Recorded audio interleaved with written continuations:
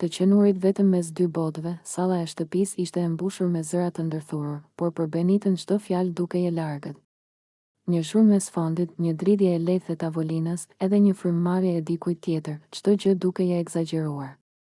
Ajo rinte ulur, duart mbledhur në gjoks, me sytë që shmangnin çdo pamje direkte, por që her pas here kapnin diçka të rëndësishme. Në të njëjtën kohë, një pjesë e saj donte të fliste me zë të lartë, të qartë, por një tjetër pjesë dridhej nga frika e reagimit. Sepse në këtë shtëpi çdo fjalë ka peshë. Çdo histori që tregohet mund të përdoret kundër teje, dhe Benita e dinte këtë mirë. Limi, filloi ajo, zëri i saj I ulët por I prerë. Dua të flas me ty, jo për t'u përplasur, por për të treguar të vërtetën. Limi e shikoi me atë pamjen e tij të qetë, por sytë I rrinin pak të shqetësuar. Diku brenda atij sytë ishte dilema. Çfarë do të thoshte Benita? Çfarë do të dëgjonin të tjerët pas kësaj? Po, tha ai. Flisni, Benita mori frymë thellë. Zemra I rrite fort. Ishte sikur çdo rrahje ishte një paralajmërim që ajo po bënte diçka të gabuar, por që nuk mund ta ndalonte. Po më akuzojnë, nisi ajo, se kam hyrë mes teje dhe Albës. Një heshtje e rëndë mbushi dhomën. Një pjesë e banorëve I kapën sytë përballë.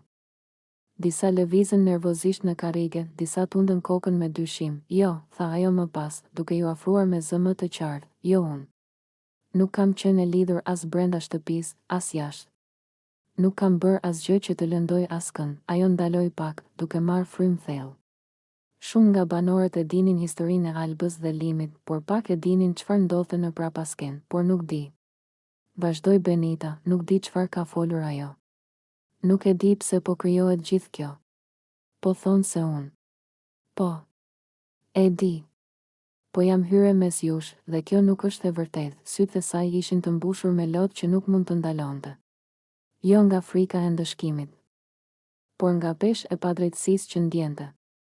Lotët rridhnin ngadalë, të ngrohtë, duke lagur faqet e saj të shëndosha dhe të lodhura. Unë jam me Lim, tha ajo, me zë të dridhur.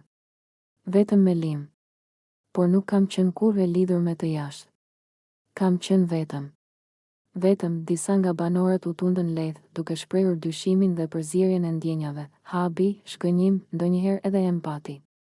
Por kishte një tension që nuk largohej. Fjalët e Benitës ishin të vërteta, por gjithçka ishte përzier me interpretime të tjera. Të gjithë, tha ajo duke e kapur dorën e vet, dëgjoni mua. Nuk kam bërë gjë të gabuar. Nuk kam qenë tradhtare. Nuk kam prishur asgjë mes jush. Por ndonjëherë, kur njerëzit nuk din të shohin të vërtetën, ajo duket e ndryshme. Ajo ndjeu një dridhje në trup, sikur çdo fjalë po përballej me një mur të padukshëm. Lotët nuk ndalonin, por frymëmarrja po bëhej më e qëndrueshme. Ishte sikur duke thënë të vërtetën, po krijonte një hapësirë për të shpëtuar vetveten. Nuk ka qenë e lehtë, vazhdoi ajo. Që ditën e parë kam ndjer këtë presion, këtë shikim të vazhdueshëm nga të tjerët. Dhe po, nuk është e lehtë të jesh mes dy botëve, mes dy njerëzve që janë të rëndësishëm për ty, por nuk mund të gënjej veten. Një pjesë e sallës u qetësua pak. Një pjesë tjetër ishte ende në tension. Por Benita nuk ju nda më, ishte vendosur të tregonte gjithçka. Vetëm jam vetëm, përsëriti ajo, me një fuqi që nuk e dinte se e kishte. Nuk kam hyrë mes jush për të bërë keq. Nuk kam dashur të lëndoj askënd. Thjesht.